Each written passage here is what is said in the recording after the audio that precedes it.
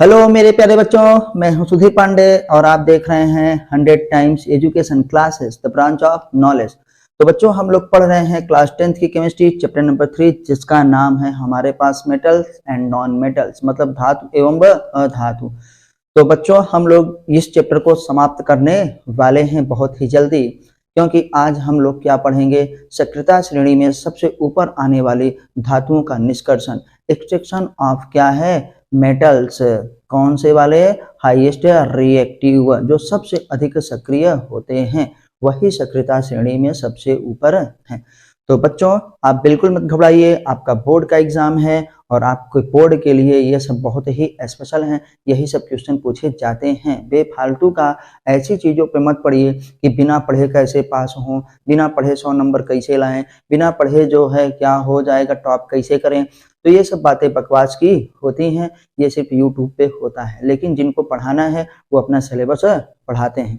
तो प्लीज़ 1 महीने में भी आप बहुत ज़्यादा अच्छे से कर लेंगे। अपने नोट्स और एनसीईआरटी पे ध्यान दीजिए। तो चलिए बच्चों, हम वीडियो को स्टार्ट करते हैं। आपसे रिक्वेस्ट है, प्लीज़ आप चैनल को सब्सक्राइब जरूर करिए, अपने दोस्तों के साथ शेयर करिए, उनसे भी सब्सक्राइब करवाइए, वीडियो को लाइक करिए, उस पर कमेंट करिए, ताकि हमको पता चले कि हमको और क्या करना चाहिए। तो आइए देखते हैं बच्चों, आज हम देखेंगे कि सक्रियता श्रेणी में सबसे ऊपर आने वाली धातुओं का निष्कर्षण हम लोग कैसे करते हैं। तो सक्रियता श्रेणी में बच्चों जो धातुएं पाई जाती हैं वो अत्यधिक क्या है, अभिक्रियाशील होती हैं। तो आइए देखते हैं, इसी के पॉइंट्स को स्टार्ट करते हैं। तो बेटा, सक्रियता श्रेणी में सबसे ऊपर आने वाली धातुएं जैसे क्या बेटा, हम देख रहे हैं क्या, पोटेशियम, सोडियम, कैल्शियम, मैग्नीशियम इत्यादि बहुत अभिक्रियाशील होती हैं। अभिक्रियाशील होती हैं मतलब बेटा हाई रिएक्टिव हैं। ठीक, अब इनको बेटा हम कार्बन के द्वारा अपचयित नहीं कर सकते, ना विस्थापन के द्वारा क्या है, अपचयित कर सकते हैं। तो ये भी याद रखिएगा। इनका अपचयन कार्बन के द्वारा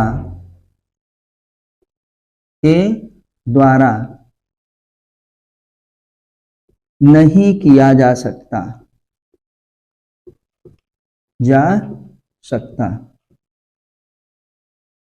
क्योंकि कार्बन की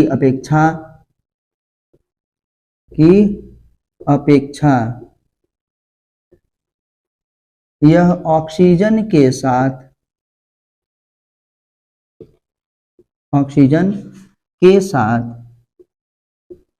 बंधुता मतलब रिएक्शन करके बॉन्ड बनाना बेटा, बंधुता ज्यादा प्रदर्शित करते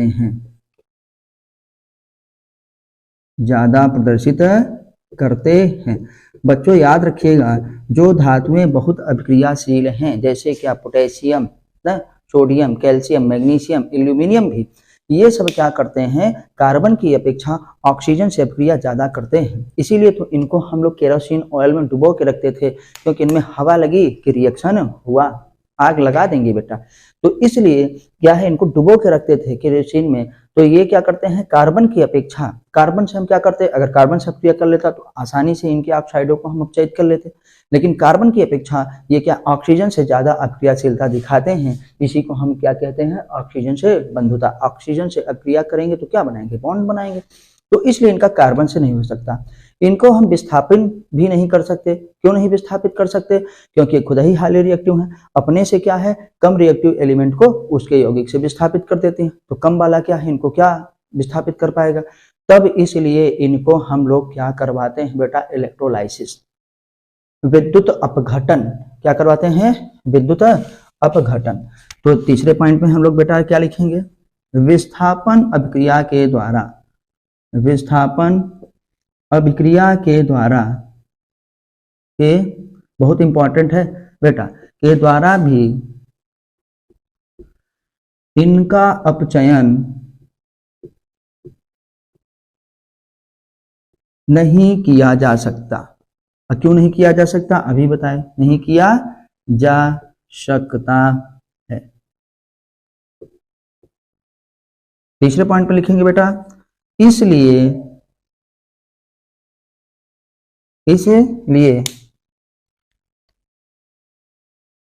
विद्युत अपघटन,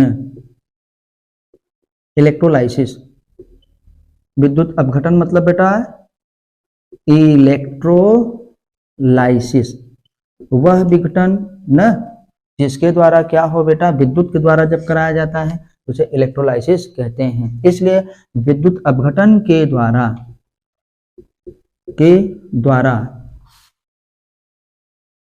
इनको शुद्ध धातु में अपचयित किया जाता है, शुद्ध धातु में अपचयित किया जाता है। तो बेटा हम लोगों ने देखा कि जो अधिक अभिक्रियाशील धातुएं हैं उनको हम लोग विद्युत अपघटन के द्वारा क्या है, अपचयित कर सकते हैं। इलेक्ट्रोलाइसिस करवा करके हम लोग क्या करते हैं, शुद्ध धातु प्राप्त करते हैं। तो आप इसको नोट कर लीजिए, या तो आप स्क्रीनशॉट ले लीजिए, या तो वीडियो को बार बार देख करके इसको रिवाइज करिए। सबसे अच्छा मेथड यही बेटा, जब आपको टाइम मिले बार बार आप वीडियोस देखिए, जब आपको समय मिले खूब एनसीईआरटी पढ़ने के बाद, सेल्फ स्टडी करने के बाद जो है वीडियो देखिए, ताकि अच्छे से समझ में आए। निरर्थक जो है यूट्यूब पे समय बर्बाद करने की कोई भी जरूरत नहीं है बेटा। अफवाहों पे मत पड़िए, किसी के जो है थंबनेल पे मत जाइए कि क्या होता है बिना पढ़े 15 दिन में क्या है 100 नंबर लाइए, 20 मिनट में पूरा सिलेबस कंप्लीट करिए। ऐसा संभव नहीं है, फिर वही हाल हो जाएगा कि बिना डॉक्टर देखे क्या है ऑपरेशन कर दे। कि ऑपरेशन करना कहाँ था, हो गया कहीं और। तो आइए अब हम इलेक्ट्रोलाइसिस करवाते हैं।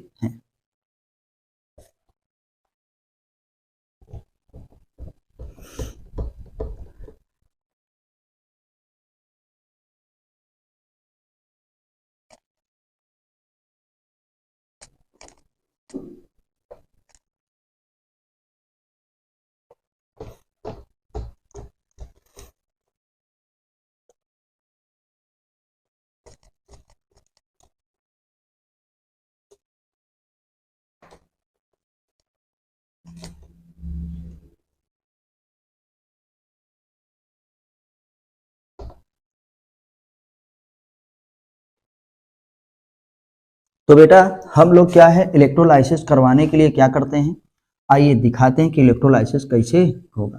तो हमने बेटा एक बीकर लिया है, ठीक, इलेक्ट्रोलाइसिस करवाना है। इस बीकर में हम लोगों ने क्या किया, वैद्युत अपघट्य डाला, वैद्युत अपघट्य डाल रहे हैं बेटा। वैद्युत अपघट्य अभी ये क्या है, हमारे पास लिक्विड है, तो इसमें हमारे पास कोई वैद्युत अपघट्य इलेक्ट्रोलाइट्स हैं। कौन सा इलेक्ट्रोलाइट्स हमने डाला था, CuSO4। तो जब CuSO4 को डाले तो हम यहाँ पे करेंगे ना CuSO4, तो ये क्या है, कॉपर सल्फेट। तो ये कॉपर सल्फेट क्या है, इलेक्ट्रोलाइट्स, इलेक्ट्रोलाइट्स।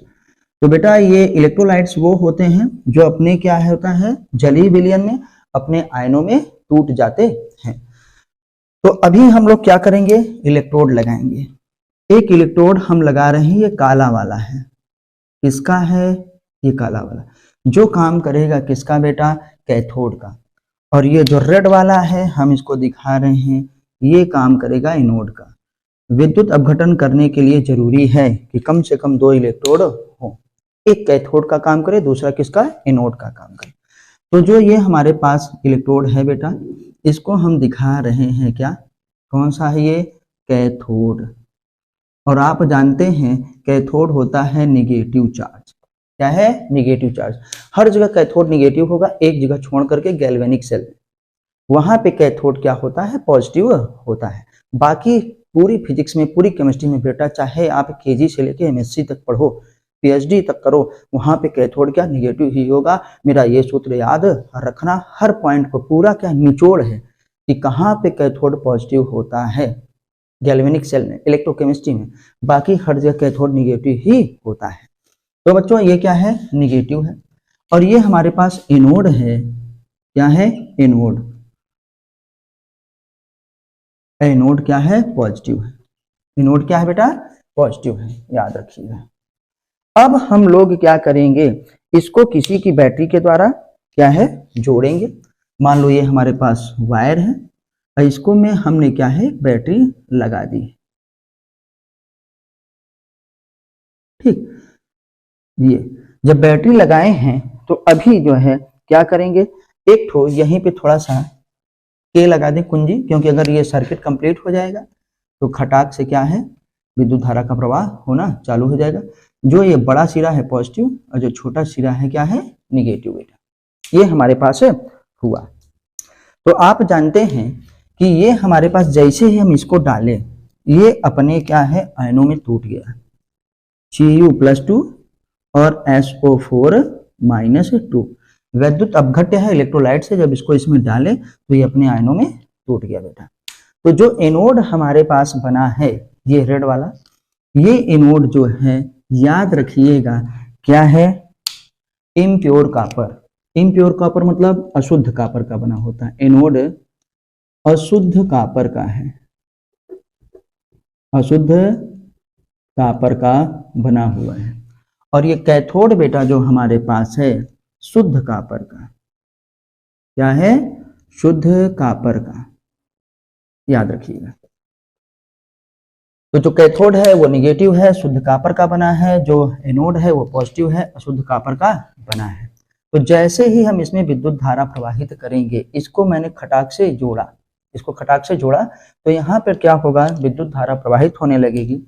तो ये जो है कैथोड एनोड बेटा क्या है, इस पे ये टूट टूट के इसमें गिरना प्रारंभ हो जाएगी, कट कट के, घुल घुल के क्या है, गिरेगी, जिसे हम ऑक्सीडेशन कहते हैं। तो जब ये गिरेगी तो यहाँ पे कह रहे हैं कि कॉपर यहाँ पे क्या है, अपने आयनों में आ रहा है, टूट रहा है, ठीक। तो बेटा जब यहाँ से कोई चीज ऐसे क्या प्लस में हुआ, तो मतलब इलेक्ट्रॉन इसमें से जा रहे हैं। इलेक्ट्रॉन क्या इसमें से बच्चा जा रहे हैं, ये इलेक्ट्रॉन प्रवाहित हो रहा है। इलेक्ट्रॉन इधर से निकल करके इलेक्ट्रॉन इधर आ रहा है, और ये इलेक्ट्रॉन को क्या कर रहा है बेटा, एक्सेप्ट कर रहा है। ये इलेक्ट्रॉन को एक्सेप्ट कर रहा है। जब ये इलेक्ट्रॉन को एक्सेप्ट करेगा तो इसका क्या होगा, अपचयन। क्या होगा, अपचयन। तो अपचयन क्रिया के दौरान यह है अशुद्ध जो है हमारे पास, इसका ऑक्सीडेशन होता है, इसका रिडक्शन इस पे होता है। अशुद्ध कापर क्या है बेटा, गिर गिर के इससे क्या है, विलयन में आता है, और विलयन से क्या है, ये कॉपर जा करके इस पे निक्षेपित होता है, डिपॉजिट होता है। तो हमको ये अशुद्ध कॉपर क्या है, यहाँ आता है, घुलता है, और फिर क्या है, अपना आयन बनाया ना, तो यह इलेक्ट्रॉन देखो प्राप्त किया। जब यही क्या इलेक्ट्रॉन को प्राप्त करता है तो अशुद्ध कॉपर क्या है, शुद्ध कॉपर इलेक्ट्रोड के ऊपर जाकर के जमता है, और इसी को हम लोग अपचयन कहते हैं बेटा। इसी क्रिया को अपचयन कहा जाता है, जिसमें हमारे पास क्या होता है, गलित क्या है, धातुएं हैं। तो जब इसको यहाँ पे डाले यही इलेक्ट्रोलाइट, तो ऐसे गलित धातुएं होती हैं जो अपनी क्या है, गली हुई अवस्था में रहती हैं, और उनका हम लोग इलेक्ट्रोलाइसिस करवा करके शुद्ध धातु प्राप्त कर लेते हैं। तो आइए देखते हैं, मान लो हमारे पास, जैसे पहले कॉपर का ही देख लेते हैं। यहाँ पे कॉपर में बेटा क्या था हमारे पास, ये था। इसने क्या किया, इलेक्ट्रॉन को अपने निकाला, तो Cu+2 में बदल गया, और प्लस कितने इलेक्ट्रॉन, 2 इलेक्ट्रॉन। ये अब क्रिया किस पे हो रही है, एनोड पे। ये काम किस पे हो रहा है बेटा, एनोड पे, याद रखिएगा। इलेक्ट्रॉनों का निकलना क्या हुआ, ऑक्सीकरण। इसी 2 इलेक्ट्रॉन को, ये देखो यहाँ आयन पहले से है ना, ये हमारे पास यही 2 इलेक्ट्रॉनों को, +2 था, ये 2 इलेक्ट्रॉन जो निकला है, देखो ये यहाँ से निकला तो कहाँ गया, ये इलेक्ट्रॉन यहाँ गया, इसने रिसीव किया, इसने लिया, +2 इलेक्ट्रॉन को बेटा एक्सेप्ट किया, और ये किस में बदल गया, हमको कॉपर क्या है, सॉलिड में। इसमें बदल गया, कॉपर सॉलिड में। अभी कॉपर क्या था, सॉलिड में, अब अपने क्या है एक्वस मतलब विलियन में बदल गया, आयनों में बदल गया ना। ये हमारे पास कॉपर एक्वस में था, आयन में था, इलेक्ट्रॉन को पाया कि इसमें सॉलिड में बदल गया। ये हमारे पास यही है अपचयन। ये क्या होता है? अपचयन। ये क्रिया किस पे होती है हमारे पास बेटा? कैथोड पे। क्या है? कैथोड पे। तो जो एनोड था उस पे क्या हुआ? एनोड पर बेटा हुआ हमारे पास क्या? ऑक्सीडेशन। यहां दिखा रहे हैं ना, कहते हैं ऑक्सीकरण। ऑक्सीकरण। और इस पे बेटा हमारे पास क्या हुआ? अपचयन। अपचयन। तो अशुद्ध कॉपर क्या है? शुद्ध कॉपर के रूप में क्या हो गया बेटा? अपचयित हो गया। और अपचयन किस पे होता है? कैथोड पे। किस पे होता है बेटा अपचयन? कैथोड पे होता है। ऑक्सीकरण किस पे होता है बेटा? एनोड पे होता है। एनोड पॉजिटिव है ना, कैथोड क्या है? निगेटिव है। अशुद्ध जो है कॉपर इसमें आके गिरता है और क्या है? फिर वही क्या है? शुद्ध कॉपर के रूप में इलेक्ट्रोड में जाके जमता है। तो हम बात किए थे पोटेशियम और क्या है? सोडियम की। तो आइए उसको भी देख लेते हैं। आपने इसको तो देख ही लिया होगा। तो यहाँ पे देखते हैं बेटा कि मान लो हमारे पास है पोटेशियम, तो कैथोड पर क्या होगा ये दिखाते हैं। कैथोड पर होगा काम, पहले लिख दे रहे हैं कैथोड। कैथोड पर जो होगा हमारे पास, मान लो हम NaCl डाले थे इसमें दूसरा चीज, तो ये सोडियम था, अपने आयनों में टूटा। अपने आयनों में टूटा था तो बेटा क्लोरीन से हमको मालूम है क्या हुआ, ये आयन था और ये इसने एक इलेक्ट्रॉन को एक्सेप्ट किया। तो एक इलेक्ट्रॉन को एक्सेप्ट किया तो ये किस में बदल गया? Na+ में। क्या है? Na+ इलेक्ट्रॉन ग्रहण करके किस में बदल गया? सोडियम में। तो ये हमारे पास किस पे हुआ? एनोड पर। नहीं कैथोड पर बेटा। अब ये काम किस पे होगा? हमारे पास कैथोड पे हो गया, तो एनोड पे देखते हैं क्या होगा। एनोड पे भी हमारे पास क्या होगा, यहां देखते हैं। एनोड में मान लो हमारे पास क्या निकला था बेटा? 2Cl-, क्योंकि जब अलग अलग होंगे तो अपने भाई इसी प्रकार से इलेक्ट्रोड बनाएंगे। यहाँ पे एक ही हमारे पास क्या है? इलेक्ट्रॉन था, तो उसको हम देखेंगे। तो इसने क्या किया? इलेक्ट्रॉन लिया, तो ये क्या करेगा? इलेक्ट्रॉन को बेटा निकाल देगा। इलेक्ट्रॉन को क्या करेगा? निकाल देगा। और इस अपक्रिया के द्वारा और इलेक्ट्रॉन को जब निकालेगा तो ये हमारे पास क्या हो जाएगा? देखो 2Cl और प्लस में क्या है बेटा? 2 इलेक्ट्रॉन। मतलब एक चार्ज था, एक इलेक्ट्रॉन पे होता है, 2 इलेक्ट्रॉन 2 चार्ज। इसलिए इसने क्या किया? हमको 2Cl कैसे लिखेंगे? तो ये 2 इलेक्ट्रॉन प्लस में, और 2Cl को हम लोग ऐसे नहीं लिखते, क्या लिखते हैं? Cl2 लिखते हैं। तो ये भी थोड़ा सा करेक्शन करना है, ये तो दिखाने के लिए था। तो बेटा हमारे पास क्या हो गया? Cl2। तो ये काम हुआ कैथोड पे, ये काम हुआ एनोड पे। कैथोड पे जो काम हो रहा था वो हमारे पास क्या है बेटा? इस प्रक्रिया का नाम है अपचयन। अपचयन। और इस वाली का नाम है बेटा ऑक्सीकरण, मतलब ऑक्सीडेशन। ठीक, इसने इलेक्ट्रॉन लिया ना, तो इलेक्ट्रॉन को का ग्रहण करना क्या होता है? अपचयन। और इसने इलेक्ट्रॉन को देखिए अपना निकाल के इलेक्ट्रॉन क्या है? ये Cl2 में बदला ना, इलेक्ट्रॉन जो निकाले उसे ऑक्सीकरण। तो इस प्रकार से बच्चों हम लोग क्या है बताइए, अत्यधिक क्रियाशील धातुओं को क्या करते हैं? प्राप्त करते हैं, उनका निकाल लेते हैं, उनको क्या है? निष्कर्षण उनका कर लेते हैं इलेक्ट्रोलाइसिस के द्वारा। तो आपको ये वीडियो बच्चों कैसी लगी आप हमको कमेंट के माध्यम से जरूर बताइए। मैं हूं सुधीर पांडे, आप देख रहे हैं 100 times education classes the branch of knowledge. बच्चों आपको इसमें फिजिक्स, केमिस्ट्री, बायोलॉजी और बहुत ही जल्दी जो है आपको मैथ के जो क्वेश्चन हैं वो भी मिलेंगे। तो प्लीज़ चैनल को सब्सक्राइब जरूर करिए, कंटिन्यूस पढ़ते रहिए, और क्या है बोर्ड में बेस्ट ही होगा अगर आप निरंतर लगातार पढ़ते रहेंगे। एनसीईआरटी पढ़ना बहुत जरूरी है क्योंकि हमारा सिलेबस ही वही है, सारे क्वेश्चन उसी के पूछे जाते हैं। तो बेटा पहले मेन सिलेबस पढ़ लीजिए, फिर जैसे हम लोग मेन खाना खाते हैं चटनी अचार मरचा थोड़ा थोड़ा बाद में शौक बस ले लेते हैं, तो आप उसको ले लीजिएगा। लेकिन पहले सबसे ज़्यादा जरूरी है कि एनसीईआरटी को पढ़िए और हमारी वीडियोस देखिए, क्योंकि 100% एनसीईआरटी रहती है, एनसीईआरटी के सिवा कुछ भी नहीं। क्योंकि एनसीईआरटी ही क्या है 9th 10th में ही आपका बेस बनाएगी, तो आप 11th 12th में पूरा पढ़ करके नीट या क्या है जेई मेंस और एडवांस को क्लियर कर पाएंगे। जय हिंद, जय भारत। फिर मिलता हूं अगली वीडियो पे, तब तक नमस्ते।